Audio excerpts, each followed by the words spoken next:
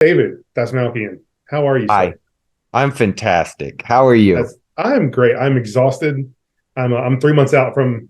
We just had our first baby in December, so I am worn out, but I'm good. I'm glad to What be a back at work. blessing, And man. That's a wonderful kind of exhaustion. I tell you what, oh yeah, it's life just making you sit your ass down and be present and think about things you never thought you were going to have to think about which before. is great. It just happens at 4 in the morning. Oh, I That know, that's brother. the I've trouble. done it twice. Trust me. I was doing it in the midst of the first Ant-Man. My kid was 3 months old when we started shooting, and we're staying in this little place in Atlanta. And like at that point, we had a one-bedroom apartment in Koreatown in Los Angeles, and then we went to Atlanta, started doing Ant-Man, and I was like, well, I guess sleep is something I'm gonna be without for a while. That's all right. I Yeah. feel comfortable with that. Is But yeah, it even just lights a going back to fire. regular work is Yeah. I can't imagine like the movie set especially on a Marvel movie like that stuff's intensive. You know, uh, But before we Well, get into all that, because I do want to congratulations. ask you about some of the Marvels, so I appreciate it. I want to talk about Count Crowley, which is a book that I have really loved the past couple of years. I really enjoy getting to read this story, and I was Thank so you. stoked. You shared And one of my thank you reviews one time, and for, I was thank so you for stoked being a about it. supporter. It means a lot to me. Absolutely, Every time, there's something positive that comes through about the Crowley of it all. You know how crowded the marketplace is, and when you're with an independent publisher, and there is no there's no pennies, nickels, or dimes for marketing budgets, et cetera, et cetera. You're just yeah, trying to hope and pray that you can tell a story that will connect with people's hearts and minds so that they will tell their friends about it. Or if yeah. you're lucky enough, people who, you know, write about such things or, talk to people about such things will connect with it. So your connection to it really, it means a lot to me. I'm really grateful, man. Thank you. Well, that's great to hear. Like I said, it's a movie it's a comic that I really, really enjoy. I really, I'm so used to saying movie when you talk about stuff. It's just got to get in a different gear. But what I love about this book, and I hope you take this as the compliment that it is. It reminds me structurally so much of what I love about Hellboy, in that it like there is this overarching story with Count Crowley. You really are following her journey, and she's kind of building a world slowly, but you're able to really like focus on these individual stories. And if you want to put world building on hold for a little bit, you can kind of just focus on, hey, there's issue with this werewolf that we're going to deal with, and that's the focus. And we can kind of zoom in and out of that world at your leisure. I kind of want to talk about your vision for all this, because Sure. there is, initially I was, oh, this would be a fun like 6 issue thing, and then when it was over, I was like, okay, this was an ending, but I really want to see what else we can do. And now it went in the direction that I wasn't expecting in the second volume. So I'm excited to hear where you're kind of planning to go with all this. So with a story like Count Crowley, with a character like Jerry Bartman, I personally, as Dave Dastmalchian, am able to wrestle with and find my way into the proverbial woods of big, tricky questions for me that matter, while all painting a landscape of genre and monsters and heroic abilities, for hopefully readers to find thrilling and entertaining. And one of the biggest questions in that all grows from my own personal, they say, write what you know, my own personal 21-year journey into recovery from both and through both my addiction and mental illness. And I have found that Count Crowley is this incredible uh, space where I can do that without having to always directly even talk about the thing that I am thinking about. And it's really interesting in the macro versus the micro world of comic book storytelling. You and any storytelling, you get this, man. Movies, plays, it doesn't matter, books, TV shows. You got to care about those characters and their relationships to one another. Otherwise, the big battles don't mean jack, right? We've seen those movies where the big battle was like, I kind of remember that was cool. Or there's those moments, that we'll all always and never forget, Batman versus the Joker and the big end game final, face off, all these moments where you've gotten to care so deeply about these characters that you're like, oh, every little bit counts. So to me personally, there was a time in my life when my struggles with mental illness and addiction were so devastating that the best thing I could compare it to would be, let's say, the Wolfman. Behaviors, appearances, things that I did that you would have walked past me, dude, on the sidewalk and been like, that guy is bad news. What do we do with that guy? Do we criminalize him? Do we lock him up? Do we throw away the key? Do we put him somewhere? Do we put him down? Do we, metaphorically or literally, what do we do with those people, right?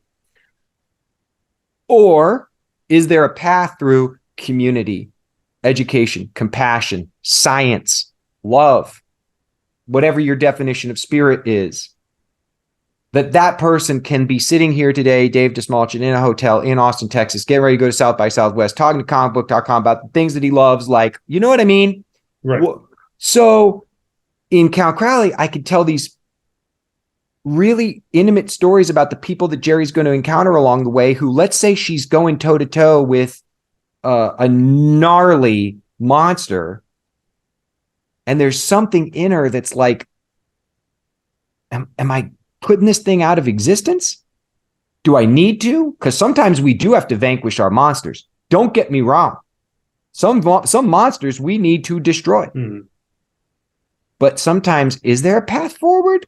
Well, and does that break? What is the monster? It's that age old. I mean, it goes back to Frankenstein. Like, thank you. Who and what is the monster? What are we actually fighting against? And it's what's so interesting about this book to me is that, and it's not just this. It is the Frankensteins. There are so many examples of this. Like when you look at addiction and you look at the metaphor of a monster, like a physical monster, it is such an on the nose thing that just regardless of how many times someone might, it's how many times it's been done, it still works so well if the characters are given, the right amount of time to grow. Like it always finds itself as long as you care for them, because we can all relate, whether it is addiction or mental illness or anything else that we've kind of faced, we can empathize with someone like Jerry. And that's, Jerry's journey kind of peeling her layers back has been so enjoyable because she wants so bad not to care, but her own experiences, like, she has that voice that it forces her. She's like,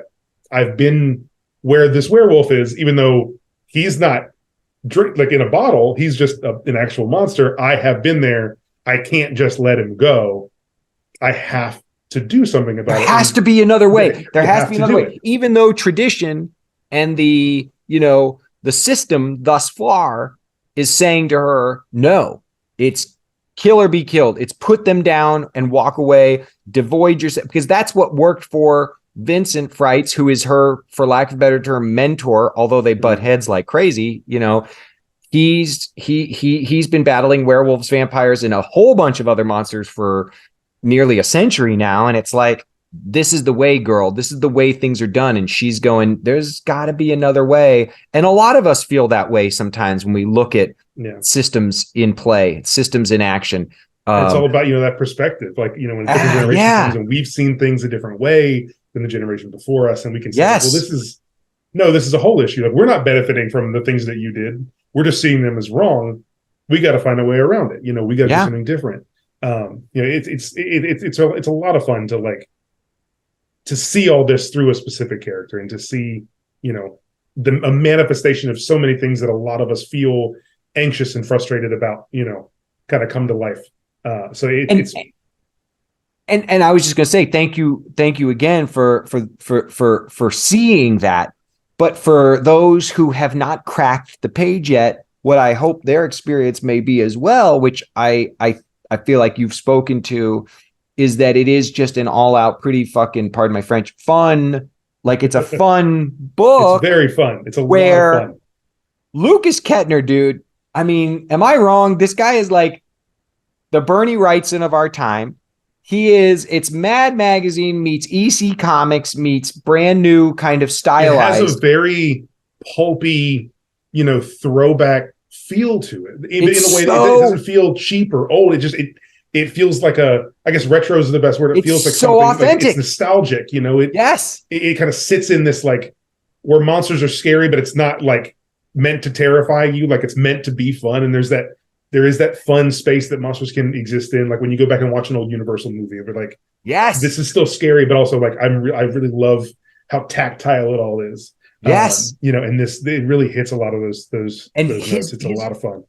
His art, it's so rad. Every time I get a new, series, I just got some some art from him because we're working on new material as we speak. And I mean, just like 40 minutes ago, I just popped open a PDF and I was like, this is so cool. So,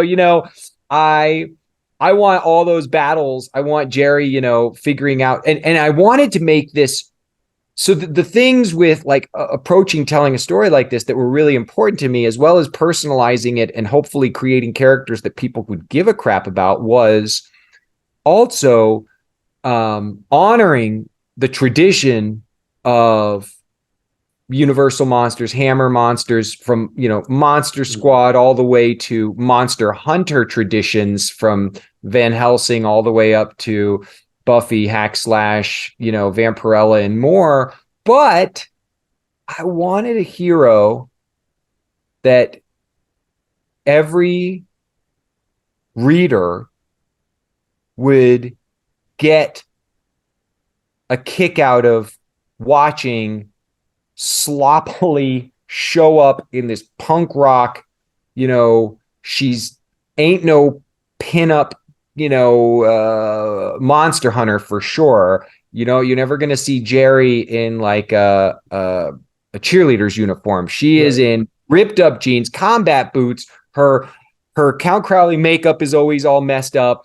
And yet I think the way Lucas has brought her to life, I can just stare at her all day, man. I think she feels like one of us. That's the biggest compliment you can give. Like she feels like one of us. She feels real. She feels authentic.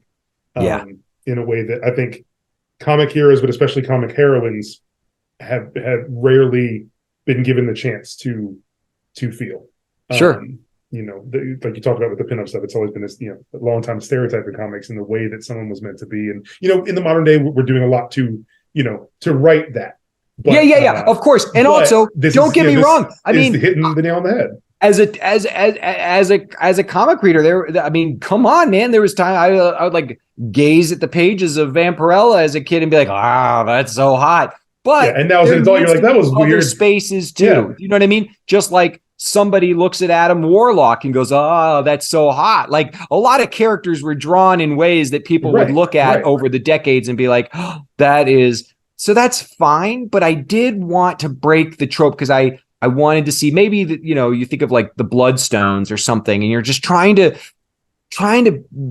think about like, what is a monster hunter that we haven't seen before? And also as you start reading the book, you'll see in Count Crowley that the monsters have very wisely understood that the best way to beat humans is to turn humans against one another, separate humans from one another, and to pump them full of misinformation. So their goal is to really start to get an upper hand in mass media in the United States, because this is set, in the early 80s at the dawn of cable television. And by spreading fake news and information into the collective consciousness, what they've done is made all of us think that if a vampire comes running into the room, you need to find a wooden stake and drive it through their heart. Or if a werewolf is coming to get you, you have to melt some silver into a bullet. But guess what? That doesn't work. And Jerry keeps having to find out the hard way that all these tropes we've been taught were actually just really good strategies on behalf of the monsters.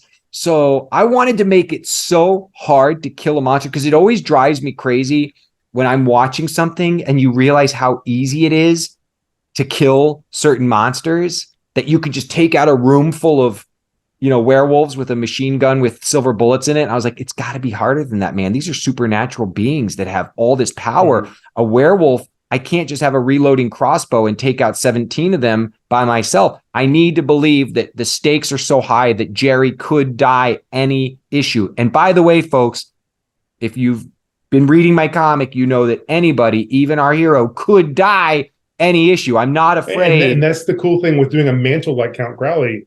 Jerry could realistically die, and there could still be a Count Crowley story because of the mantle you created. Yes. And while I know we got just a few minutes left, so we're good, man. I do want to ask you about a couple other things. Let's go. I can sit and talk to you for hours about Count Crowley. I want you to know that. Well, let's keep doing it, dude, because like I say, we got more stuff coming. And I'm excited to see what that is. Lots to talk about. And I want to hear a tease about that in the end. But I want to make sure, while I got you here, I asked a couple big things you've been involved in. You have a huge 2023 ad, which is really cool. But kind of looking back, one of my favorite comic movies in recent history, maybe ever, The Suicide Squad. You and James Gunn worked so well together. I know you guys have a great relationship. Him getting this DC thing was obviously massive and so cool for anyone who considers himself a creative to see a creative in charge of a studio. I know you're stoked about that, but have you guys had talks about, like, is there a spot for you in this new DCU? Is there something you want to do? As much as I've talked to James, we've never talked about that.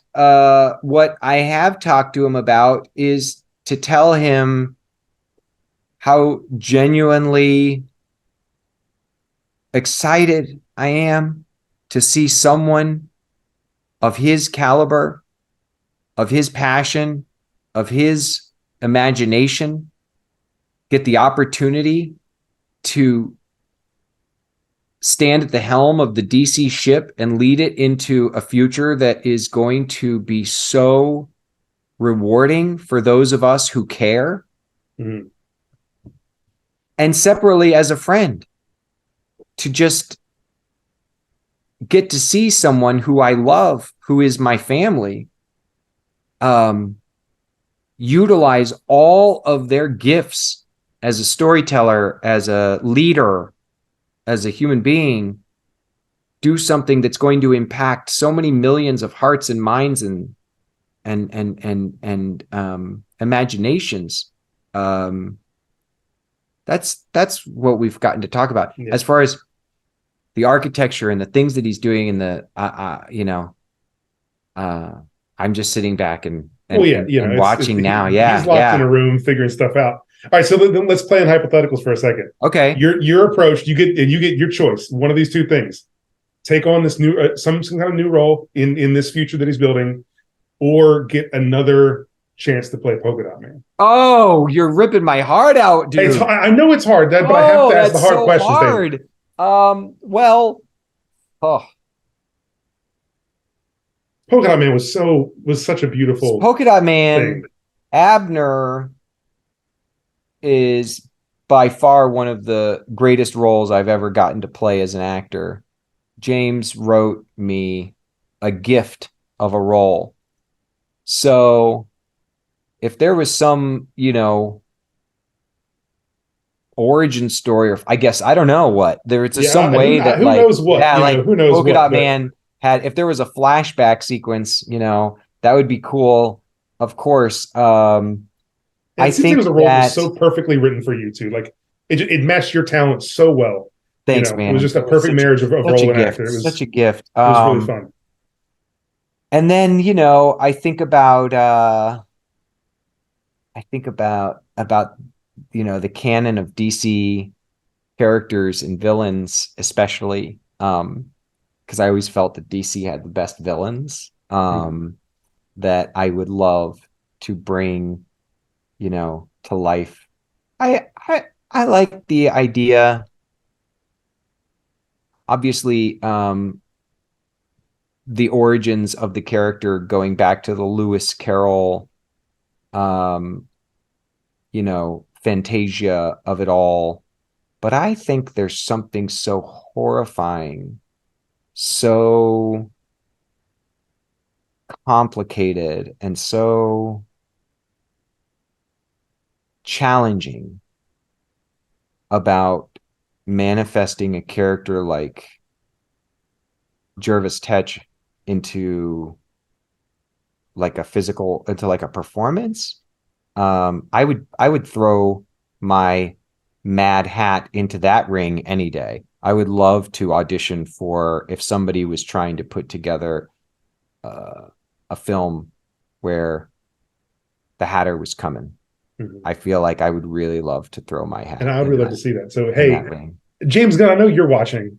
Hey, James. Boy, he's a little busy. He's not watching anything. Yeah, that guy's so busy. There's no way. I don't even know how he sleeps. I don't know how he's sleeping right now. Think about it. He's got Guardians. Look at your IMDb before this. You have like 7 movies in 2023. I don't know how you've slept at all. That's true. That's true. And I launched my production company, which I'm excited for you to see what we're putting out, because I know that if as someone who loves Count Crowley, that is right in our sweet spot. My new company, Good Fiend Films, we're producing, stories that wrestle with the big questions, all through the lens of genre. And we're getting ready to go make a really intense, cool horror drama in Tennessee in May. I've got several publishing deals. What's that? Where are you guys shooting in Tennessee? In Chattanooga. Okay, cool. We're actually based in Nashville. It's like we all live here in Nashville.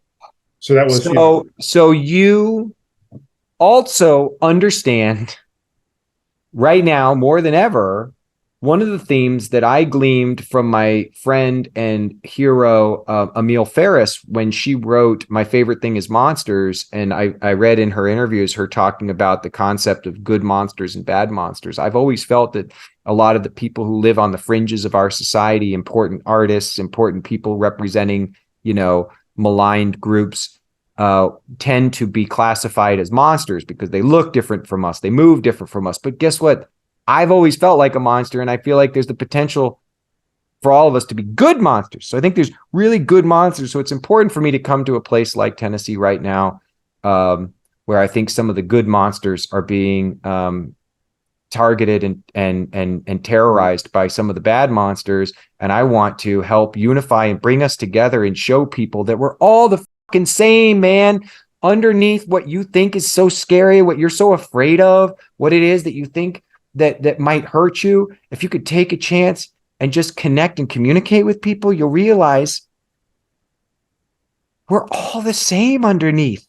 It's the biggest curse of this human condition that people are running around falling for this trick of separatism. And I'm just sending you guys a lot of love right now, and a lot of energy. And I'm excited to come be there, boots on the ground, and say to all of the good monsters, let's come together and let's be safe together, and let us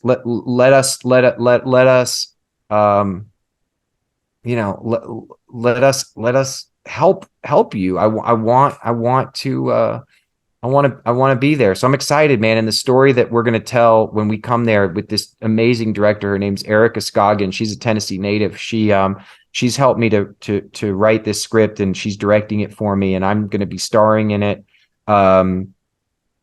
I think it's going to be another story that you hopefully will be able to appreciate for both the horrific monster stuff and the themes of body autonomy, mental health that we need to attend to. Yeah, especially like you said, right now here in Tennessee, there's no better time to be preaching some of those messages, because it's been a wild last few weeks here.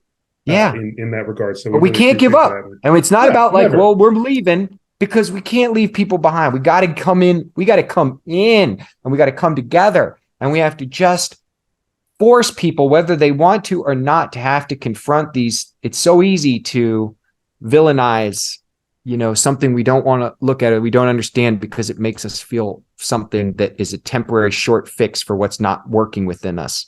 But when we can, really make people have to come together and create safety and equity for everybody, that's the world that we want to be living in, man. That's the world where the good monsters can thrive, baby. We can thrive. We're nerds. We're our own kind of maligned good monsters, man. Monsters. We got this. We got each other's back. And so, last thing, just to bring this all kind of around, because you talked about your production company and stuff, and as great as it is to end on such an uplifting thing like that, I do want to squeeze this last question in here. I know you've had to have thought about, with launching your production company and having Count Crowley like this, there's got to be some kind of nugget in your brain about wanting to adapt Count Crowley to a different medium. Not that there's anything wrong with No, comics at all. no. But there are people that don't read comics that would watch something on a TV.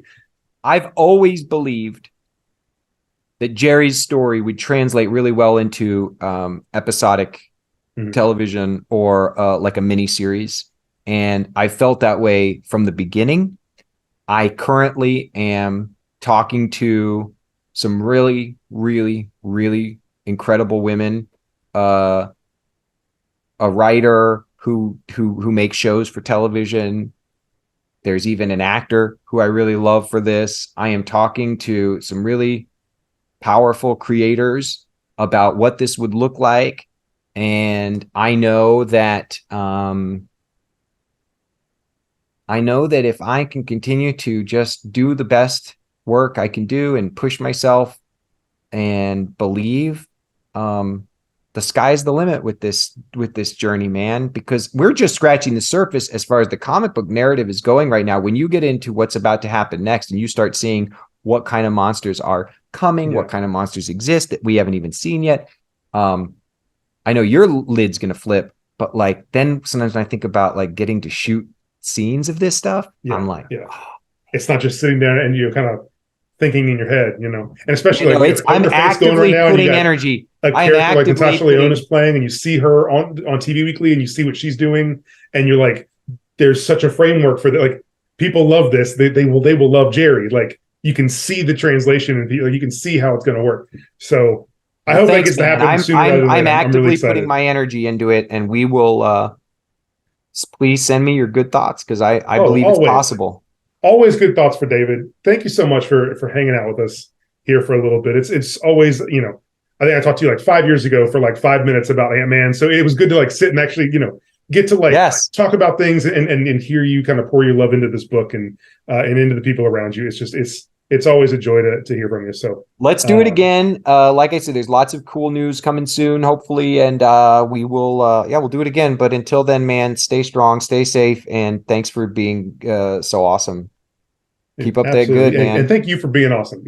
Everybody, David Dastmalchian. Bye.